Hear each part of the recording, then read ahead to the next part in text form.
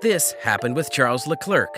The Spanish Grand Prix was unquestionably a nightmare for Ferrari, as a power unit failure cost them the race. Red Bull now leads in both individual and constructors' championships, thanks to Max Verstappen's victory, but this disaster of a result and its impact on the Formula One title race should not obscure the fact that Red Bull still has significant problems of its own. Verstappen went off and left himself in a very comfortable position, but it all went so wrong so quickly when he started to slow down on lap 26 and crawled back to the pit lane with an unspecified power unit problem. Leclerc has dropped points. Ferrari's heavily revised engine design is not as reliable as it needs to be. This is his first retirement of the year at a point where the power unit has high mileage, which will be a concern for Ferrari. Ferrari started the year in great shape, with its new internal combustion engine looking at least as good as Honda's and even more reliable. Ferrari's start was much like the trailer of the Multiverse of Madness, but right now it is looking like the actual film, which is good but not the best. However, the season is 22 races long, which means each engine, turbo, MGUH, and so on must compete in at least 7 of them to avoid a penalty. Even though reliability fixes are permitted within the frozen engine specifications, a failure of some sort in race 6 is concerning. Ferrari hasn't been able to pinpoint the exact issue, but it was sudden failure that it only became aware of when it received Leclerc's first panicked radio message. It was clearly a serious problem, one that will be thoroughly evaluated in Maranello prior to the Monaco Grand Prix. With Verstappen winning and Sergio Perez supporting the Red Bull 1-2, the impact of Ferrari's vulnerability was immediate. This dealt Ferrari a massive blow in both championships. Leclerc hasn't won a race since Australia, where Verstappen retired after that Grand Prix. Ferrari is suddenly facing a 26-point deficit to Red Bull in the Constructors' Championship after Carlos Sainz signed off on his low-key performance that began with a poor start and worsened when he spun out at turn 4 at the beginning of the season. Let's have a look and see what happens here. Spun on his own. That's very similar, much higher speed to what happened to Leclerc in the first part of Q3 yesterday, like a pendulum effect. No, that would kill the dice, take the dice. In a way, Ferrari cannot afford to have those positions switched now that it is the one facing a points deficit, which in a way is dramatic. After being caught out by a gust of wind at turn 4, Verstappen was second behind Leclerc when he went off into the gravel. Then a doctor's issue enraged the world champion and threatened to jeopardize his race. Verstappen had already had an annoying DRS issue in qualifying that ruined his final run, and while he believed he would have still lost pole to Leclerc regardless, he was lucky it didn't cost him any more positions on the grid. At Barcelona, Ferrari released its first significant update of the season, which included a new flaw to better control this phenomenon and allow the car to be driven lower and gain performance. The outer vane on the Venturi Tunnel's entrance has been raised and re-angled in an attempt to increase airtake without sacrificing pressure. At Barcelona, Ferrari had also revised real details and new details around the rear brake ducts, resulting in the car appearing to be the fastest once more.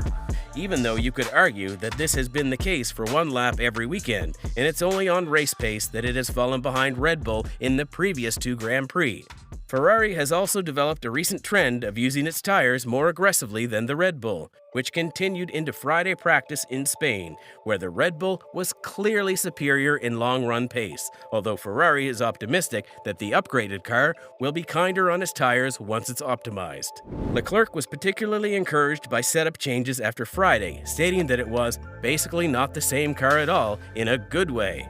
This trend appeared to continue into the Grand Prix, with both Leclerc and the team pleased with how the time management was working out, though we needed to see the entirety of Leclerc's race to properly judge it. There was no sign of massive over-the-top frustration once he got back to the garage, which he said was because he saw his disappointed mechanics needed cheering up. There are many people who say bad things aren't bad in Formula One, but Leclerc genuinely seems to have taken comfort from other aspects of the weekend and says he still feels better after this race than the last 2. But he's still not happy. How do you, as his fans, feel about it? So, the Spanish Grand Prix was a bit of a mixed bag for Charles Leclerc. The good news is that Ferrari has improved with new floor and diffuser updates, helping the team find more pace in their title fight. The bad news is that the team's reliability was called into question when Charles was forced to retire with a power unit issue while leading the race. Not only did Leclerc lose his lead in the driver standings as a result, but there is no guarantee that he will regain it. It was like a one-time opportunity. Once you lose it, there's no going back. What are your thoughts about whether he will get his position back? But they have said that examinations show that it did not occur through a design fault or that there is a problem with dependability. As I said, it's not clear what caused the DNF. But according to the team's statement, having examined the PU from Leclerc's car, we found the turbo and MGU-H are damaged and cannot be repaired. Each driver has a pool of power unit parts to use throughout the season, including 3 internal combustion engines, SMUGKS, MUGHS, and turbochargers, as well as 2 batteries and controlled electronic systems. If you change a part more times than the limit, you're going to get a penalty. Now that Charles switched to his second power unit in Miami.